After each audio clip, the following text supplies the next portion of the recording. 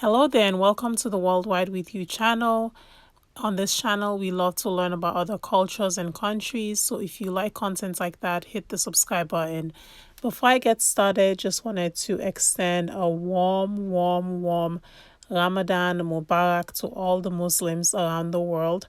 I am Muslim myself. I am fasting. May Allah accept our fast and all our hard work and dedication during this month of Ramadan.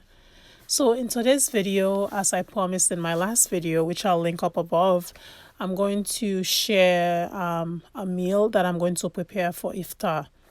So if you're not Muslim, you may not know this, but Muslims fast from sunrise until sunset.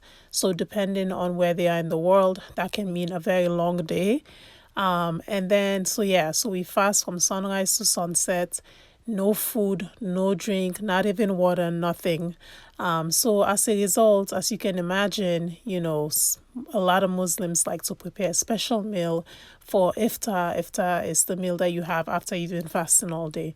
So in today's video, I'm going to share my preparation for an Iftar meal. Specifically, what I'm going to be preparing is a meal called ebe. I am from Sierra Leone, and in Sierra Leone we call it ebe. Some people might say ebe. I say ebe. And basically it's a porridge that is made with different root vegetables, specifically cassava or yuca. I also include plantains, and yeah, it's a very hearty and healthy meal in my opinion. So I'm just going to share that process of preparing this dish. I believe it's also a dish that's in Nigeria. It's called yam porridge. So without further ado, let's get started. So first of all, these are my root vegetables that I'm going to use to prepare this dish. So I am going to include sweet potato. So ordinarily, I wouldn't use this sweet potato. I would use batata, which is like a different type of sweet potato. But I use sweet potato. I actually use regular potatoes, yuca, and then I'm going to also use plantains, but I'm going to add the plantains later on because you don't want to overcook them. So first you have your vegetables. The other thing that you need is you need some type of meat for your broth, or you could do fish, but I usually prepare it with some kind of a meat. So I am using goat's meat here, and that's what's in the pot. I seasoned it beforehand, and I just kind of put it in the pot, and then I'm cooking it up so it creates a very nice broth. And what I'm going to do and what you're going to see is that I am going to just add the vegetables that I peeled and cut into this broth. So it's a very, very simple dish to make. So what you do is then you'll add the vegetables in, sort of mix them up, and then you're going to cover the pot and let it cook. Very, very easy, very simple to make. And the thing is that, I think the vegetables, they might seem like they're really hard and they need a lot of time to cook, but they don't really need like a ton of time to cook. The other thing that I'm going to add as well is my pepper and onion mix. So I followed advice here on YouTube, and I actually prepared some things in advance, and it really made this cooking easy. So one of the things I did was I chopped up some onions and peppers and I froze them. So now I don't have to do it today. My meat that I showed you earlier also, that was also another thing that I seasoned and stored away in the fridge so that I didn't have to wash the meat, season it, etc. today when I'm fasting. So I'm just adding my mixture, and then what I'm going to do is cover the pot.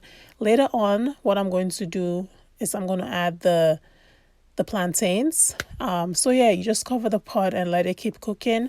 What I like to do is I'll open it at various intervals as it's cooking, just to kind of see the progress, check the different vegetables to see how they're cooking.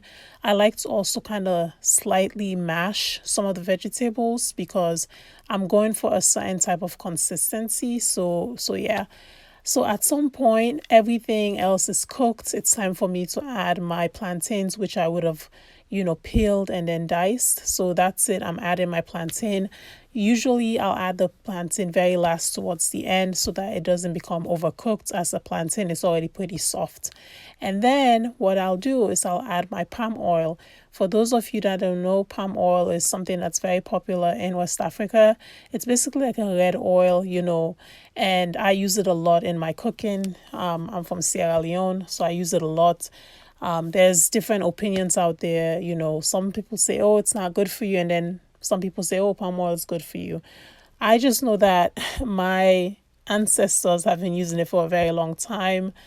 And I just, I stick with it. So yeah, so I add a little bit of palm oil, and then I'm just going to mix the mixture again, cover the pot, and let the mixture cook.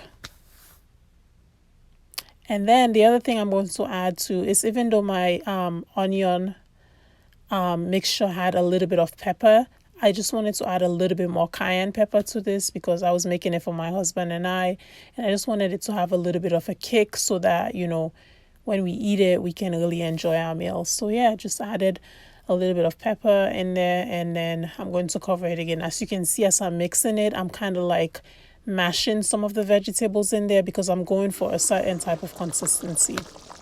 So at this point, really, the only thing that's kind of left for me to do is to add my seasoning to this mix.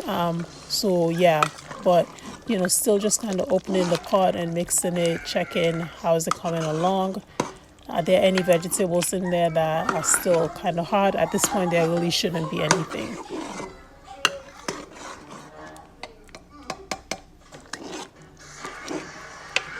And I think in total, this meal should take you like about an hour maximum to cook.